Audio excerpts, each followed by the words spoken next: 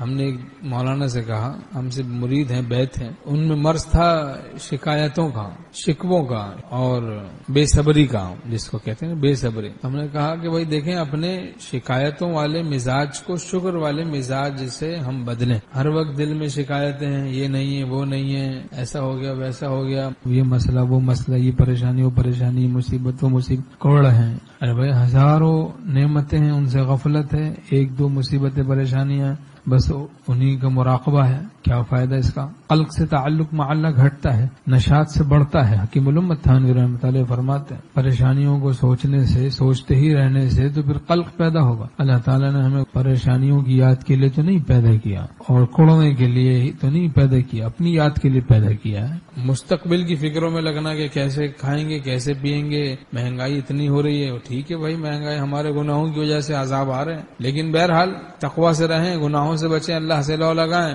سب کام بن جائے گا انشاءاللہ تعالی۔ ماضی و مستقبلت پردہ خداست، ماضی کی فکروں میں لگنا یا مستقبل کی فکروں میں لگنا یہ بندے اور اللہ کے درمیان میں حجاب ہے۔ مستقبل کی فکروں میں لگے، فکر رزق، خوف مخلوق، ان چکروں میں نہیں پڑنا، اللہ کا خوف ہو، ہاں فکر رزق نہ ہو، توکل ہو، توکل، جو اب تک کام بنا رہا ہے سارے ہو، آئندہ بھی بناتا رہے گا۔ ہم نے کہا کہ یہ شکایتوں والے مزاج کو ہم شکر والے مزاج سے بدلیں، ورنہ کبھی بھی اصلاح نہیں ہوگی۔ اور اگر بدل دیں گے اپنے شکایتوں والے مزاج کو شکر والے مزاج سے، تو پھر دل جگر پاک ہو جائے گا، باطن پاک ہوتا چلا جائے گا۔ اور اس کے لیے ایک ایک نعمت میں شکر کے لیے 100 نقطے نظر آئے، 100 نقطے نظر آئے نا ایک ایک نعمت میں شکر کے لیے۔ اب یہ کہ ہزاروں نعمتیں برت رہے، کوئی ایک بھی نقطہ شکر کے لیے نظر نہیں آ رہا، کیسا مزاج خراب ہو گیا، دل خراب ہو گیا، قلب سقیم ہے باطن میں، قلب سلیم کہاں؟ ایک ایک نعمت اگر 24 گھنٹہ بھی شکر ادا کریں تو حق تو نہیں ادا ہو سکتا۔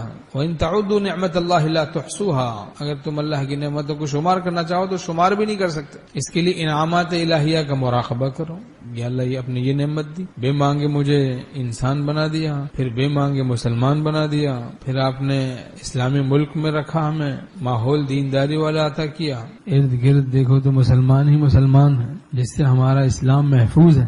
صحبت اہل اللہ عطا فرمائی، نیک صحبتوں میں جانا نصیب فرمایا، نیک صحبتوں سے تقوی کی حفاظت ہوتی ہے، تقوی سے ایمان کی حفاظت ہوتی ہے، مسجدوں میں جانا نصیب فرمایا، آپ نے دین کی طرف دل کو مائل کیا، تلاوت، ذکر اللہ، اللہ اللہ کرنے کی توفیق دی، گھر میں دینداری عطا کی، نیک مسلمان والدین عطا کیے ہیں، اور اس طرح شکر ادا کرتے رہے، طرح طرح کی نعمتیں، نیک بیوی دی، اور اس طرح تلاوت قرآن پاک کی توفیق دی، مسجد میں آنے کی توفیق دی، نیک صحبتوں میں جوڑنے کی توفیق دی، اللہ والوں سے جوڑا، صحیح سلسلے میں جوڑا، اور آنکھیں دی، دل دیا، زبان دی، کان دیے، طرح طرح کی نعمتیں دی، ہزاروں لاکھوں بیماریوں سے محفوظ آپ نے رکھا۔ اتفاق سے ہم محفوظ نہیں ہیں، خدا کی حفاظت سے محفوظ ہیں، ان تمام بیماریوں سے۔ کوئی کینسر سے محفوظ ہے نا، اگر ہم کینسر سے، بلڈ کینسر سے، گردوں کے فیل ہونے سے، برین ٹیومر سے، اس طریقے سے ہڈی پسلی ٹوٹ جانے سے محفوظ ہیں، پاؤں ٹوٹ جانے سے، ایکسیڈنٹ سے محفوظ ہیں، اور جھلس جانے سے محفوظ ہیں،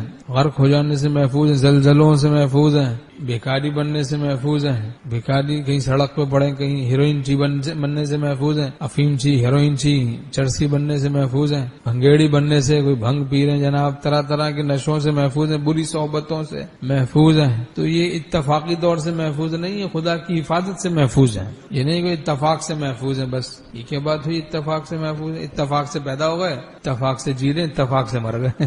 واہ بھائی، پھر آپ کا خدا اتفاق ہے کیا؟ کہ اتفاق ہی سے پیدا ہو گئے، اتفاق سے جی رہے ہیں، اتفاق سے مر گئے، تو کوئی خدا کا وجود ہی نہیں ہے کہ اتفاق خدا ہے؟ نعوذ باللہ، ہر چیز کا خالق اور مالک خدا ہے، حق تعالی ہے، اللہ تعالی ہے۔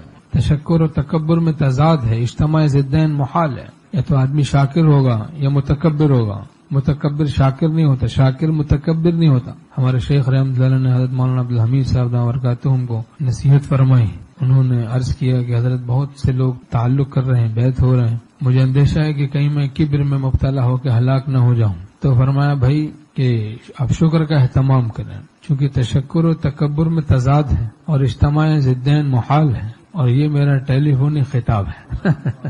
حضرت والا رحمۃ اللہ نے فرمایا یہ ٹیلی فونی خطاب ہے، فون پہ فرمایا۔